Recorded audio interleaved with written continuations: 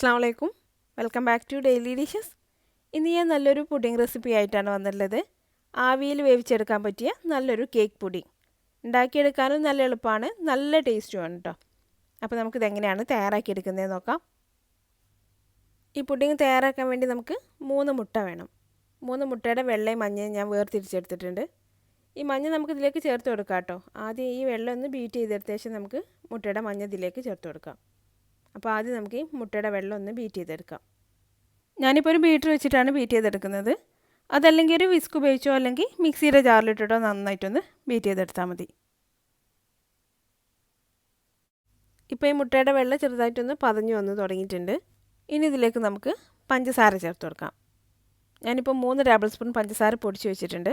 അത് കുറച്ചായിട്ട് ചേർത്തിട്ട് നന്നായിട്ടൊന്ന് മിക്സ് ചെയ്തെടുക്കാം. ഇപ്പോൾ പഞ്ചസാരയും ചേർത്ത് നന്നായിട്ടൊന്ന് മിക്സ് ചെയ്ത് വെച്ചിട്ടുണ്ട്. ഇനി ഇതിലേക്ക് നമ്മൾ നേരത്തെ മാറ്റി വെച്ചിട്ടുള്ള മുട്ടയുടെ മഞ്ഞ ചേർത്ത് കൊടുക്കാം. എന്നിട്ട് ഇതൊന്നും കൂടെ നന്നായിട്ട് ബീറ്റ് ചെയ്തെടുക്കാം. ഇതിപ്പോൾ നന്നായിട്ട് ബീറ്റ് ചെയ്തെടുത്തിട്ടുണ്ട്. ഇനി ഇതിലേക്ക് 1 ടീസ്പൂൺ വാനില എസൻസും കൂടെ ചേർത്തിട്ട് ഒന്നും കൂടെ മിക്സ് ചെയ്തെടുക്കാം. അപ്പോൾ വാനില എസൻസിന് പകരം നമുക്ക് വേണമെങ്കിൽ ഏലക്കായ പൊടിച്ച് ചേർത്ത് കൊടുത്താലും മതി കേട്ടോ. ഇതിപ്പോൾ മിക്സ് ചെയ്തെടുത്തിട്ടുണ്ട്. ഇനി ഇതിലേക്ക് 1/4 കപ്പ് മൈദപ്പൊടിയും 3/4 ടീസ്പൂൺ ബേക്കിംഗ് പൗഡറും കൂടെ ഒന്ന് അരിച്ചിട്ട് കൊടുക്കാം. ഇതുപോലെ ഒന്ന് അരിച്ചിട്ട് കൊടുക്കുകയാണെങ്കിൽ മൈദയും ബേക്കിംഗ് പൗഡറും കൂടെ നന്നായിട്ടൊന്ന് മിക്സായി വന്നോളും.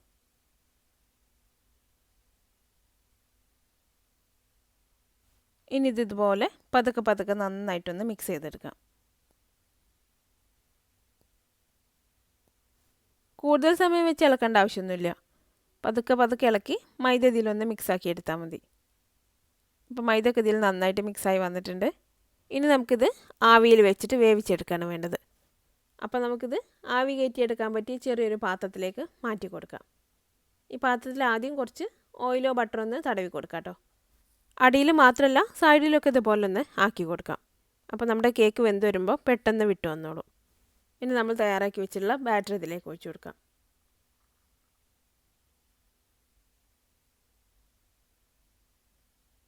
ഇനി നമുക്കിത് ആവിയിൽ വെച്ച് വേവിച്ചെടുക്കണം.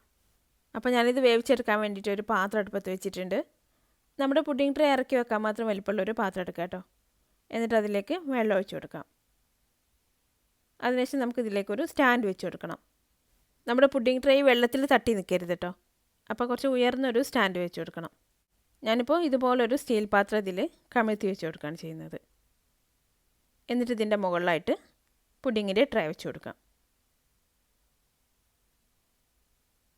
ഇനി നമുക്കിത് മൂടി വെച്ച് വേവിച്ചെടുക്കാം. ഒരു 25-30 മിനിറ്റ് ആകുമ്പോഴേക്കും ഇത് നന്നായിട്ട് വെന്ത് വരും. ഒരു 25 മിനിറ്റ് ആയാൽ നമുക്കൊന്ന് തുറന്ന് നോക്കാം. വെന്ത് വന്നിട്ടില്ലെങ്കിൽ ഒരു 5 മിനിറ്റും കൂടെ വെച്ച് കൊടുക്കാം. ഞാനിതിപ്പോൾ വെച്ചിട്ട് 25 മിനിറ്റ് ആയിട്ടുണ്ട്. ഇനി നമുക്കിത് തുറന്ന് നോക്കാം. ഇനി നമുക്കിത് വെന്തിട്ടുണ്ടോ എന്ന് നോക്കാം. ഇതിപ്പോൾ നന്നായിട്ട് വെന്ത് വന്നിട്ടുണ്ട്. ഇനി ഇത് ഈ പാത്രത്തിൽ നിന്നും മാറ്റി കൊടുക്കാം. അതിനുശേഷം നമുക്ക് വേറൊരു പാൻ അടുപ്പത്ത് വെച്ചിട്ട് അതിലേക്ക് 1.5 കപ്പ് പാൽ ഒഴിച്ചു കൊടുക്കാം. പിന്നെ ഇതിലേക്ക് 1/2 കപ്പ് കണ്ടൻസ്ഡ് മിൽക്കും കൂടെ ചേർത്ത് കൊടുക്കാം. എന്നിട്ട് നമ്മൾ ചേർത്തുള്ള 1.5 കപ്പ് പാല് 1 കപ്പായി വരുന്നത് വരെ നന്നായിട്ടൊന്ന് വറ്റിച്ചെടുക്കണം. നന്നായിട്ടൊന്ന് ഇളക്കി കൊടുത്തിട്ട് തന്നെ വറ്റിച്ചെടുക്കുക കേട്ടോ. നമ്മളിതിൽ കണ്ടൻസ്ഡ് മിൽക്കൊക്കെ ചേർത്ത് കൊടുത്തുകൊണ്ട് പെട്ടെന്ന് അടി പിടിക്കും. ഇത് വറ്റിയിട്ട് നല്ലൊരു കളറായി വരും. അതുവരെ നമുക്കിത് നന്നായിട്ട് ഇളക്കി കൊടുക്കാം. ഇതിപ്പോൾ വറ്റി നല്ല കളറൊക്കെ മാറി വന്നിട്ടുണ്ട്. ഇനി നമുക്ക് തീ ഓഫ് ചെയ്യാം. ഇനി ഇത് കുറച്ചൊന്ന് ചൂടാറിയ ശേഷം നമ്മൾ തയ്യാറാക്കി വെച്ചിട്ടുള്ള കേക്കിൻ്റെ മുകളിലൂടെ ഒഴിച്ചു കൊടുക്കാം. ഇപ്പോൾ നമ്മൾ തയ്യാറാക്കി വെച്ചിട്ടുള്ള കേക്ക് ചൂടാറിയപ്പോൾ സൈഡിൽ നിന്നൊക്കെ ഒന്ന് വിട്ടു തുടങ്ങിയിട്ടുണ്ട് കേട്ടോ. ഇനി നമുക്കൊരു ടൂത്ത് പിക്കോ അല്ലെങ്കിൽ ഒരു ഫോർക്കോ വെച്ചിട്ട് ഈ കേക്കിൻ്റെ മുകളിൽ ഇതുപോലെ അങ്ങ് കുത്തി കൊടുക്കാം. മുകൾ ഭാഗം മുഴുവനും ഇതുപോലെ കുത്തി കൊടുക്കാം. ഇനി നമ്മൾ കുറുക്കിയെടുത്തിട്ടുള്ള പാല് ഇതിൻ്റെ മുകളിലൂടെ ഒഴിച്ചു കൊടുക്കാം. ഞാനിപ്പോൾ ഈ പാലിൻ്റെ 3/4 ഭാഗത്തോളം ഇതിലേക്ക് ഒഴിച്ചു കൊടുത്തിട്ടുണ്ട്. ബാക്കി നമുക്ക് വേണമെങ്കിൽ സെർവ് ചെയ്യുന്ന സമയത്ത് ഒഴിച്ചു കൊടുക്കാം. അതല്ലാന്നുണ്ടെങ്കിൽ ഇപ്പോൾ തന്നെ ഇതിലേക്ക് ചേർത്ത് കൊടുക്കാം. ഇപ്പോൾ നമ്മൾ ചേർത്തിട്ടുള്ള പാൽ കേക്കിലേക്ക് നന്നായിട്ട് പിടിച്ചു വന്നിട്ടുണ്ട്. ഇപ്പോൾ നമ്മുടെ കേക്ക് പുഡിംഗ് റെഡി ആയിട്ടുണ്ട്. ഇനി ഞാൻ ഇതിൻ്റെ മുകളിൽ കുറച്ച് ബദാം കട്ട് ചെയ്തതും കുറച്ച് പിസ്ത കട്ട് ചെയ്തതും കൂടെ ചേർത്ത് കൊടുക്കുന്നുണ്ട്. നമ്മുടെ കയ്യിലുള്ള ഏത് നട്ട്സ് ആയാലും നമുക്ക് ഇതിലേക്ക് ചേർത്ത് കൊടുക്കാം. ഇനി ഇത് നന്നായിട്ടൊന്ന് തണുപ്പിച്ചെടുത്ത ശേഷം നമുക്ക് കട്ട് ചെയ്ത് സെർവ് ചെയ്യാം. അപ്പോൾ നല്ല ടേസ്റ്റി ആയിട്ടുള്ളൊരു പുഡിംഗ് ആണ് കേട്ടോ ഇത്. ഉണ്ടാക്കിയെടുക്കാനും എളുപ്പമാണ്, നല്ല ടേസ്റ്റുമാണ്.